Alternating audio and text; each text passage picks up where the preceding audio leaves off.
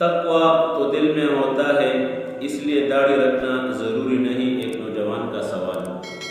تو داڑھی میرے نبی کی سنت ہے اور یہ ظاہری سنت ہے،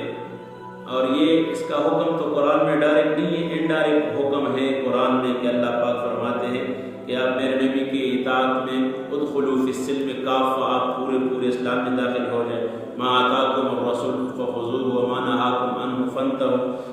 جو آپ میرے نبی آپ کو دے اس کو لے لو،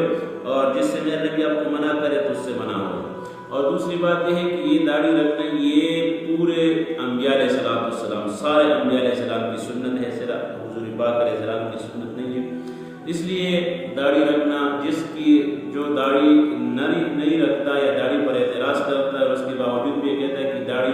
یہ دل میں ہمارا تقویٰ ہے تو ظاہر، تو اس آدمی کا دل میں تقویٰ ہو ہی نہیں سکتا جو آدمی حضور علیہ السلام کا اتباع نہ کرے، ظاہراً بھی، باطناً بھی، لباس میں بھی، شکل و صورت میں بھی، اور گانے میں بھی، خوشی میں بھی، غمی میں بھی۔ جو آدمی حضور کا اتباع نہیں کرتا وہ آدمی، اس کے دل میں تقویٰ پیدا ہو ہی نہیں سکتا۔ متقی آدمی وہ ہے جو سنت کا متبع ہو، اس کے اندر تقویٰ ہو۔ اور جو ایسے اعتراضات کرتے ہیں کہ بھائی دل میں تقویٰ ہونا چاہیے اور باقی جسم جیسے بھی ہو، ٹھیک ہے، ایک روایت میں آپ علیہ السلام نے بھی ارشاد فرمایا تقویٰ ہاہنا واشار الی صدرہ، تقویٰ دل میں ہوتا ہے اور دل کی طرف میرے نبی نے اشارہ فرمایا۔ تو جس آدمی کے دل میں تقویٰ ہوگا تو اس کے چہرے پر داڑھی بھی ہوگی، بس یہ بات خلاص صاف بات ہے۔ تو جس کے دل میں